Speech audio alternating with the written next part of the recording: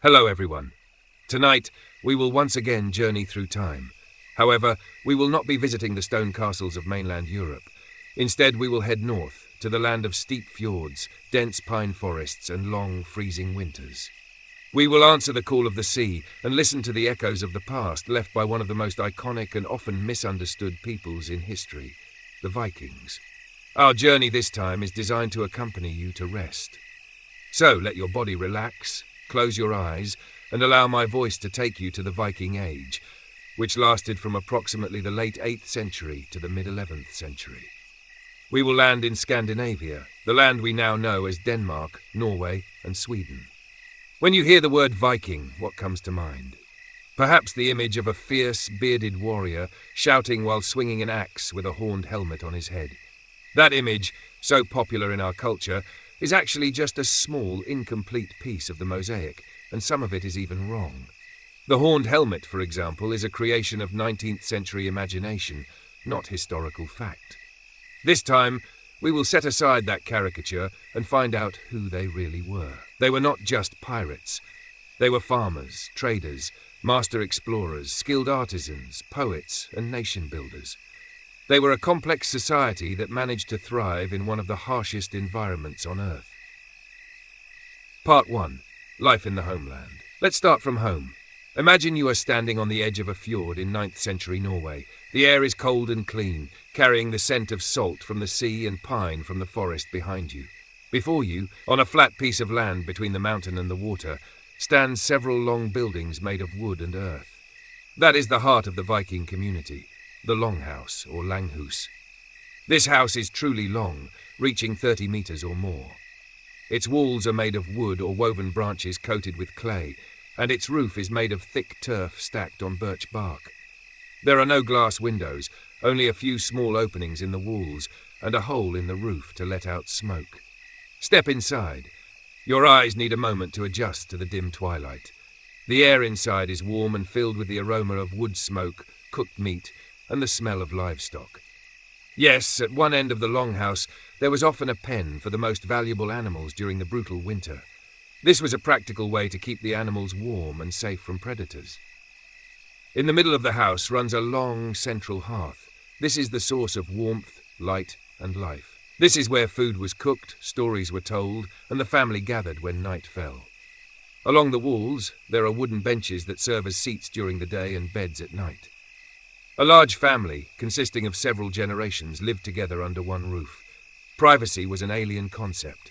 Life was communal, built on cooperation for survival. Viking society was an agrarian society. Most of them were free farmers who owned their own land.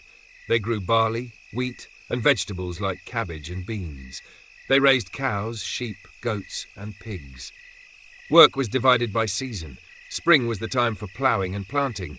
Summer was the time for tending to livestock and repairing ships. Autumn was the time for harvest and preparing for winter. And winter was a time for survival, repairing tools, weaving cloth, and storytelling. In this world, often considered very masculine, the role of Viking women was exceptionally strong and respected. When the men went sailing, whether for trade, exploration, or raiding, it was the women who managed the farm, the finances, and the entire household. They held the keys to the house as a symbol of their authority. Viking law granted women the right to own property, inherit land, and even divorce their husbands if treated poorly. They were not just wives, they were equal partners in the struggle of life. Their skill in craftsmanship was also highly valued. The women wove wool into strong cloth for clothing and ship sails. They were experts in preserving food for the winter. Without their skills, Viking society would not have been able to survive, let alone thrive. Part 2. The Call of the Sea. From the warmth of the longhouse, let us venture into the cold of the ocean. Because if farming was the heart of Viking society, then the sea was its soul. Why did they, these farmers and herders, suddenly become the most feared sailors in Europe? There is no single answer, partly because of population pressure. Fertile land in Scandinavia was limited, and families needed new land for their children, partly because of politics. Local leaders and kings began to consolidate power, and many independent chieftains chose to seek their fortunes elsewhere rather than submit to a greater ruler. And of course, there was the allure of wealth. They heard stories of rich monasteries in England and prosperous kingdoms on the European mainland that were not well guarded. The key to their expansion was a masterpiece of technology and art, the Viking longship. Forget the image of a large, heavy ship. The longship was slender, light, and very flexible. Made from overlapping oak planks, its hull was able to flex with the waves, not against them. Its shallow draft allowed it to sail in the fierce open sea, as well as navigate shallow rivers deep into enemy territory. The ship could be rowed or propelled by a single large square sail made of wool. This ship was fast, stealthy, and could land on almost any beach, enabling the surprise attacks that were their hallmark. However, this ship was not just a war machine, it was a tool of trade, exploration, and colonization. And to steer it across vast oceans without modern maps or compasses required extraordinary navigation skills. Viking navigators were keen observers of nature. They read the position of the sun during the day and the stars at night. They understood wind patterns and ocean currents. They followed coastlines when possible. In the open sea, they observed the behavior of seabirds and whales to know how close they were to land. There is also the legend of the sunstone, solarstein, a type of crystal that could detect polarized sunlight, allowing them to find the sun's position even on cloudy days. They did not sail blindly. They sailed with a deep knowledge of the world around them. With these ships and skills, their reach was truly astonishing. The Vikings from Sweden, known as Varangians or Russ, sailed east along the rivers of Russia, establishing trading posts, and even reached Constantinople, the capital of the Byzantine Empire. They became personal bodyguards to the emperor there. The Vikings from Denmark and Norway sailed west. They raided and then settled in large parts of England, a region known as the Danelaw. They founded the city of Dublin in Ireland. They controlled Normandy in France. The name Normandy itself means land of the Northmen. And they sailed even further west to places unknown. They discovered and inhabited Iceland, a volcanic island with almost no trees. From Iceland, a sailor named Eric the Red, exiled for murder, found a vast land of ice and cleverly named it Greenland to attract other settlers. And from Greenland, his son, Leif Erikson, around the year 1000 AD, sailed further west and landed on the coast of North America, which he called Vinland, land of wine, almost 500 years before Christopher Columbus. They established a small settlement there, the remains of which have been found by archaeologists at Lansor Meadows, Newfoundland, Canada. They were the first Europeans to reach the American continent. Part 3. The World of Gods and Sagas. To truly understand the Vikings, we must look into their minds, into the way they saw the world. Their world was a world full of meaning, myths, and destiny. Their religion, which we now know as Norse mythology, was polytheistic and complex. They did not worship their gods in grand temples, but in sacred places in nature, like groves of trees or rock formations. Their world was supported by a giant world tree, Yggdrasil, whose branches reached the heavens and whose roots penetrated various realms, including Asgard, the home of the gods, and Midgard, the world of humans. Their gods were very human, full of virtues and flaws. There was Odin, the Allfather, god of wisdom, poetry, and war, who sacrificed one of his eyes for cosmic knowledge. He was always accompanied by his two ravens, Hugin, thought, and Munin, memory, who flew across the world each day to bring him news. Then there was Thor, Odin's son, the mighty and hot-tempered god of thunder, protector of humanity. With his hammer Mjolnir, he fought against the giants, the sworn enemies of the gods. He was the most popular god among the common people, a symbol of strength and protection.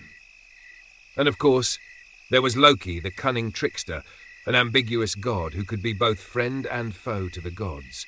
His antics and deceptions often caused great trouble, but sometimes also provided unexpected solutions. For a Viking, life was a struggle. Destiny, or word, was a very powerful concept. They believed that everyone's fate, even the gods, was predetermined.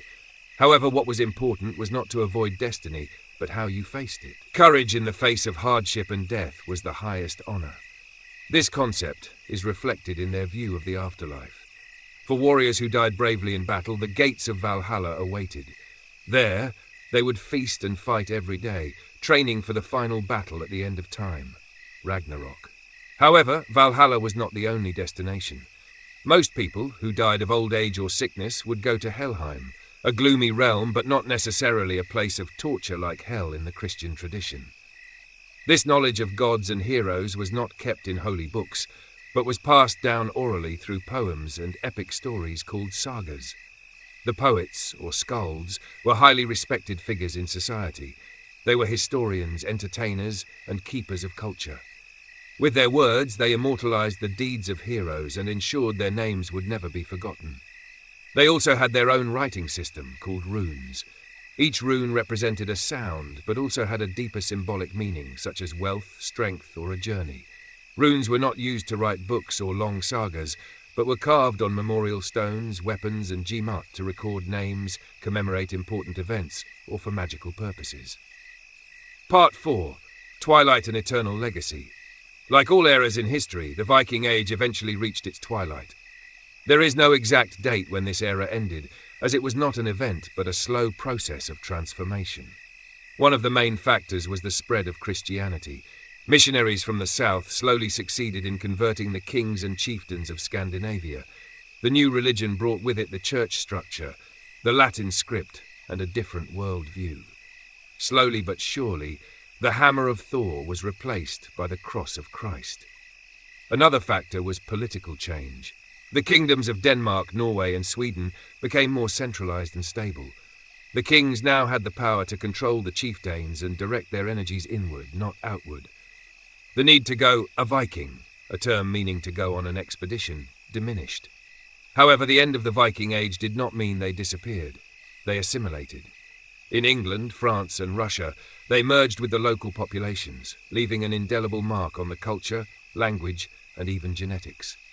Many words in modern English come from Old Norse, such as sky, leg, window, husband, and law. Their legacy is the spirit of fearless exploration, which pushed the boundaries of the known world. Their legacy is the maritime skill and shipbuilding technology that revolutionized sea travel. And their legacy is the rich sagas, which give us a rare window into the minds and souls of people from a distant past. So as we end our journey tonight, let us leave behind the image of the Viking as a barbaric monster. Let us remember them as whole human beings. People who loved their families and worked hard on their land. People who had the courage to sail towards an unknown horizon. People who created intricate art, told magnificent stories, and viewed the universe with awe and respect. They are the echoes from the fjord, a voice from the past that we can still hear if we listen closely, in the rustle of the wind in the trees, in the crash of waves on the shore, and in the tales of courage that continue to inspire us. Let the echoes from this distant fjord, from the warm longhouse and the cold ocean, accompany you. Let the story of these farmers, sailors, and poets lull you into a deep and adventurous sleep. Rest well.